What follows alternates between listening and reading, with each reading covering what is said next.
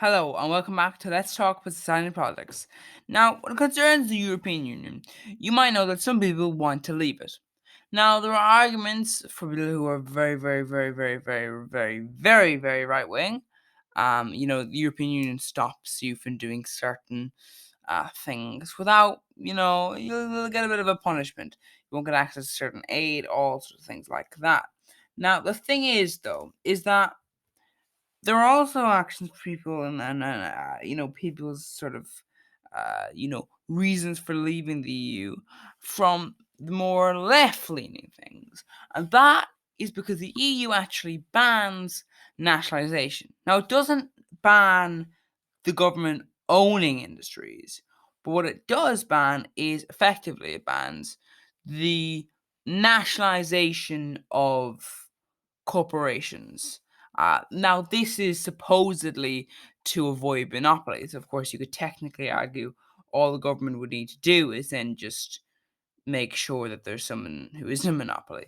But anyway, the point is ultimately is that there are theoretical ways around this. There are theoretical ways around this that you could avoid this, but we'll discuss them another time. But for now, we're discussing why you shouldn't leave the EU, even if you're left leaning. And the reason is, how do you make sure your country doesn't become worse? You see, when you're in the European Union physically stops you from doing that. And basically, it'll use the power of the European Union against you if you try to do that. And your only option is effectively to leave.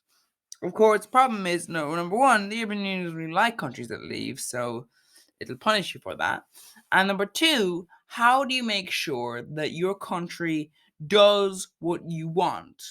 You see, this is one of the arguments that was made by people who are left leaning during the Brexit campaign in England, because people were like going, well, there's no conversation on the more harder left discussions about things that will benefit from leaving the EU.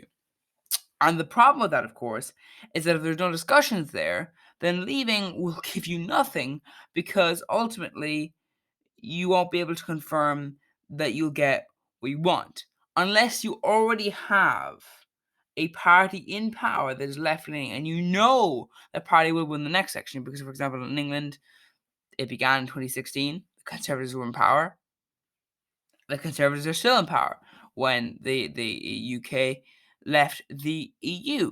And obviously, that was a vote called by the English, but slightly undemocratic, of course. But we're not going to discuss that at this moment. But the point I'm making is that while, yes, you can say that theoretically speaking, when you're looking at this, it is somewhat desirable for you to leave the EU if you want to nationalize things. The option, of course, would not be necessarily to leave the EU, because you can't confirm that your country wouldn't just shift even more right wing than it already is, just like England has done.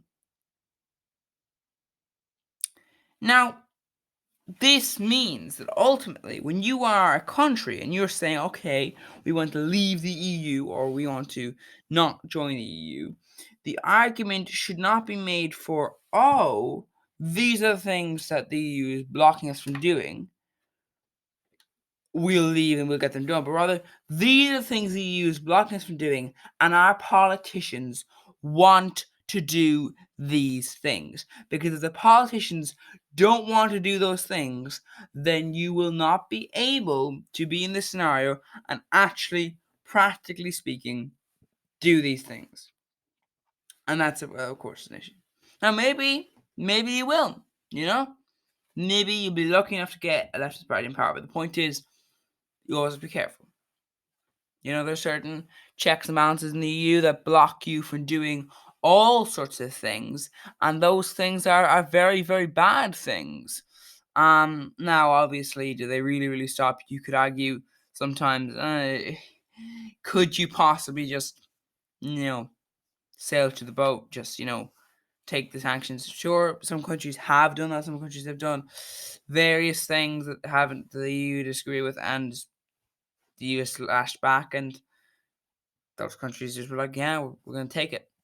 And that's the thing. For some reason, those countries are typically right-leaning. I don't know why that's about, but the point is that ultimately you do be very careful going this time. Now, of course, there is a solution to this, and it's a secondary union.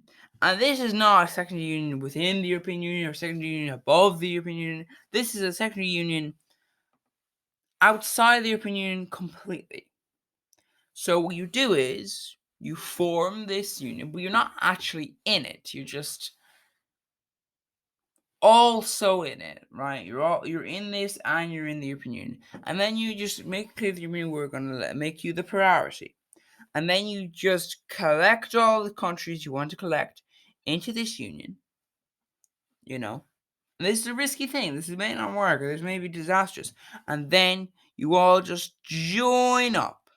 And then what you see here is that instead of leaving and then being out, you leave to join a union. And this union can include non-European countries. This union can include multiple countries. And the point is, what this does is it makes it so that you can unite together in this system, and yet you do not necessarily need to actually actively do something where you're actually leaving and doing something by yourself. Because if you do that by yourself, obviously there's an issue. But if you're shifting, then all you're doing is basically forcing a European Union to change by just removing that union and making a new one, which has better rules, and all those things like that.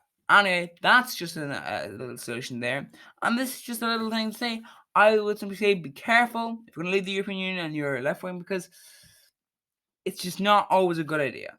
Because ultimately, politicians are greedy, and you never know when your democracy will be overthrown. And when your democracy is overthrown, you certainly want to have people who are your friends who will defend your democracy.